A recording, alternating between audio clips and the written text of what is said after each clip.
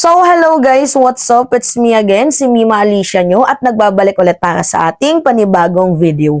So, hindi nyo ba alam, mga minamahal, na talagang sobrang sayang po ng 10 milyon, although maliit po yung 10 milyon sa hinihingi niyang budget na 2 bilyon, pero yung 10 milyon, malaki po itong kasayangan.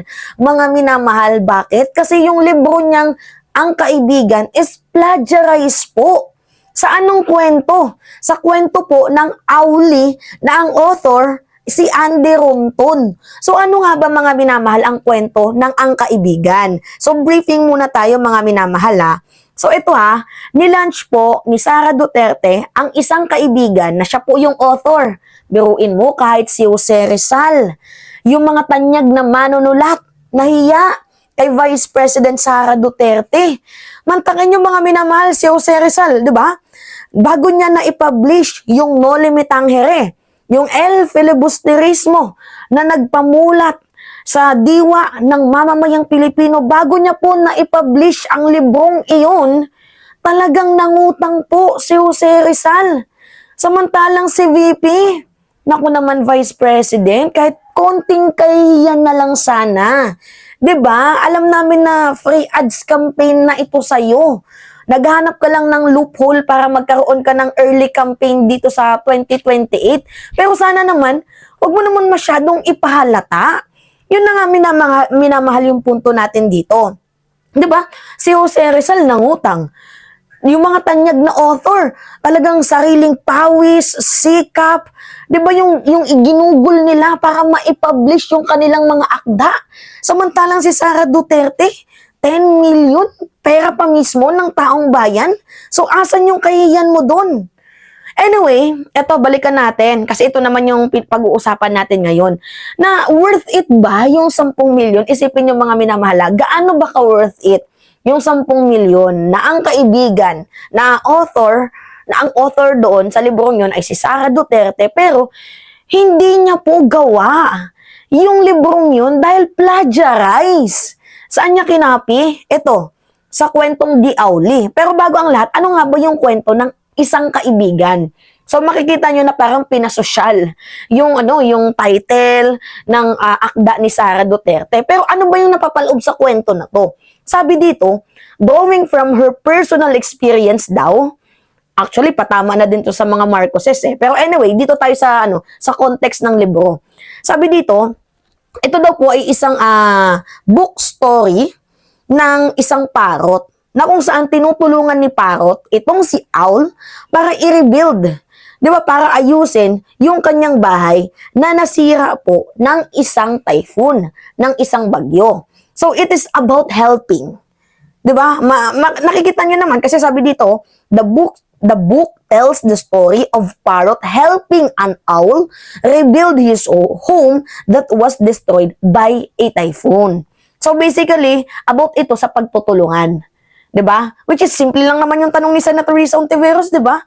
Ano yung nilalaman ng libro? Hindi niya masagot ng maayos, 'di ba? Simple lang naman. Ito naman pala about ito sa pagtulong. 'Di ba? Kasi madaming kinds of books. History, science, math, good manners and right conduct. 'Di ba? Pero my God, nakakaloka. Anyway, so yan po yung ibig sabihin ng Ang Kaibigan about sa pagtulong. Pero mga minamahal, meron akong nakita kasi ito yung Auli. Ano yung nakalagay dyan? Kwentong Auli ha, Tiny Tales. Sino yung author niyan? Ang author niyan ay si Andy Ronton. Shout out kay Andy Ronton kung buhay pa siya ngayon. 'Di ba? Mahiya ka sana Sara Duterte kasi plagiarism yung ginawa mo. Magnanakaw ka na nga lang ng 10 milyon sa kaban ng bayan, 'di ba? Hindi mo pa ginalingan. Kasi mga minamahalo, kaya hindi niya masabi kasi plagiarize lang pala yung kwento. O ano yung kwento dito sa Auli? Auli always finds a way to help. O helping din. Whether it's through the power of friendship, my friendship, by cheering up his friend when they're down. Ganon din kay Sara Duterte. Tinutulungan niya yung kaibigan niya nung panahon ng kagipitan, sa madaling sabi. Pero totoo nga ba na tumutulong itong si Sara Duterte? Di ba? Totoo bang tumutulong? Ito ngayon nakakatawa eh. Nag-publish ka ng libro na ang pamagat ang kaibigan, pero hindi ka pala kaibigan. Inaway mo pa nga yung mga nag-i-inquire sa'yo. Tama ba yun? Napaka-ironic na siya yung author ng ang kaibigan, pero nanuntok ng sheriff. Gago ka ba? Yeah? Okay. Rescuing his friend when they are in danger, or encouraging his friend when they are in doubt themselves. Auli always finds a way to help, but Auli's bodies also show what it means to be a great friend in return. So ganito din yung kwento ni Sara Duterte. 'Di ba? Na parang walang utang na loob yung mga tinulungan niya. Kasi ang nangyari ay parang betrayal yung nangyari sa kanya. At mga minamahal, ito pansin nyo ba to? Ito, kita niya na. Binasa ni Senator Risa Ontiveros itong libro nga po ni Vice President Sara Duterte. Kasi meron na po siyang copy ng ang kaibigan. At alam nyo ba mga minamahal, kahit si Senator Risa Ontiveros, ay nalula. Bakit? Kasi tingnan nyo tong picture na to. Nakikita niyo yung picture na yan, mga minamahal? Sabi ko sa inyo, free ads na yan para sa kanya. Por favor sa kanya. Ads na yan for political book. Sa madaling sabi. Diba? Tingnan niyo yung reaction ni Senator Risa Ontiveros. Tingnan niyo yung reaction niya. Diba? Kasi tingnan niyo, isang kaibigan, nandito yung pagmumukha niya. Ano nakalagay dito? Sa dulo ng libro? Kilalanin si Inday Sara Duterte. Si Inday Sara ang ika-15 pangalawang Pangulo ng Pilipinas at kalihim ng kagawaran ng edukasyon. Siya rin ay naging alkalde ng lungsod ng Davao. Siya ay isang tunay na kaibigan. So, tama yung sinabi ni Sara Duterte. Dito kay Senator Risa Ontiveros, ano yung sabi niya? Pakinggan nyo itong mga minamahal. Ano yung sabi niya? Siya na din mismo yung naglaglag sa kanyang sarili. Tingnan nyo to pakinggan nyo. Madam Chair, this is an example of politicizing the budget hearing through the questions of a senator. Ang problema niya kasi, nakalagay yung pangalan ko doon sa libro. At yung libro na yan, ibibigay namin doon sa mga bata. At yung mga bata na yan, may mga magulang na boboto. At yung pangalan ko, ay nagkalat doon sa kung saan man ibibigay yung libro. Madam Chair, we commit to send tomorrow everyone in this room a copy of the book.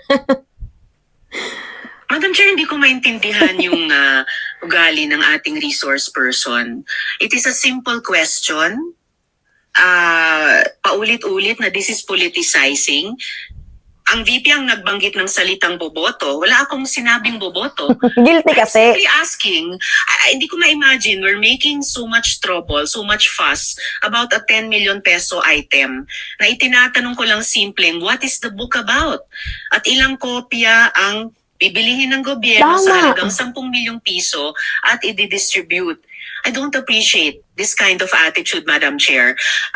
Usually, ang resource persons natin ay nagbibigay ng parehong institutional courtesy sa legislature na ibinibigay natin sa executive. I don't appreciate this kind of attitude. Yan. Simple lang naman yung tanong. Ilang copies ba yung kailangan? Gaano kadaming copies at kung ano yung nilalaman ng libro? Pwede mo namang sabihin na it's about friendship.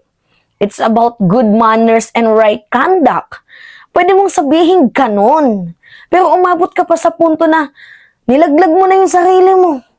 Kagaya nga ng sabi ko sa inyo mga minamahal, hindi na talaga natin kailangang sirain si VP. Dahil unang-una, siya na po ang sumisira sa sarili niya.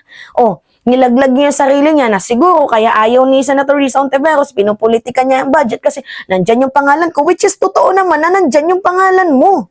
Hindi mo pwedeng itanggi. Nandyan yung pangalan mo.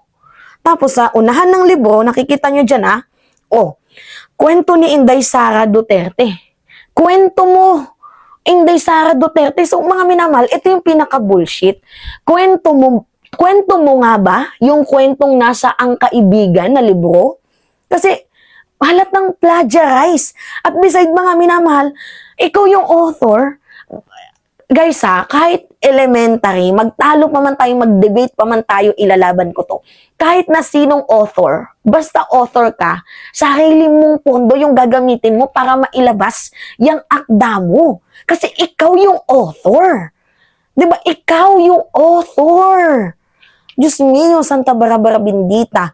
Ngayon lang ako nakakita ng author na ang kapal-kapal ng mukha. Diba? Bukod sa pagiging VP, talagang ano na din pala siya ngayon, mga minamahal, writers na din pala siya. Diba? Improvement yan. Kakaiba yung VP natin. Tagasulat na din pala ng libro ng mga pambata. Diba, mga minamahal? Nagigets niyo yung punto ko? Malaking kabulshitan itong ginawa ni Sara Duterte, parang paglalampaso ito sa mga tanyag na manunulat ng mga Pilipino. Kasi sila nagpakahirap. Di ba pinagpawisan nila yung ginastos nilang pera para ma-publish itong kanilang libro. Pinaghirapan nila yun. Even Jose Rizal na hero ng bansang Pilipinas, ikaw, ano ka ba? Hindi ka hero. Bangag ka. Hero si Jose Rizal, di ba? Na talagang kabasa-basa yung kanyang akda, pero ginastusan niya yun, mga minamahal. Samantalang ikaw, ang kapal-kapal-kapal ng mukha mo para gamitin yung public money para ma-publish yung libro mong wala namang kakwenta-kwenta. Kasi wala naman tayo nakuhang knowledge doon, bagkus politicizing. Politicking, yun po yung totoo. Free ads campaign ito sa'yo. Kasi nandyan yung pangalan mo. Nandyan yung pagmumukha mo.